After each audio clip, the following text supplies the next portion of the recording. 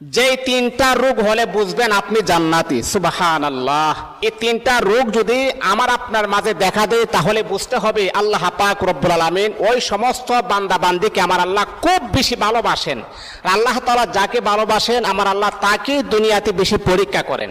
এই তিনটা রোগ হলে বুঝতে হবে আল্লাহ পাক আপনাকে অত্যন্ত ভালোবাসে, এই রোগগুলো আপনাকে উপহার দিয়েছেন। এর মাঝে একটা হচ্ছে ঠান্ডা জ্বর।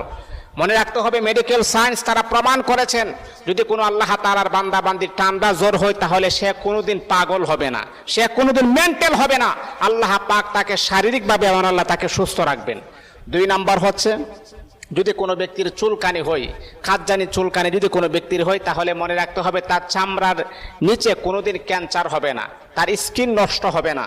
3 নাম্বার হচ্ছে আল্লাহ নবী বিশ্বনবী সাল্লাল্লাহু আলাইহি ওয়াসাল্লাম বলেছেন যদি কোনো ব্যক্তির চোখ উঠে তাহলে মনে রাখতে হবে তার চোখে কখনো সে অন্ধ হবে না।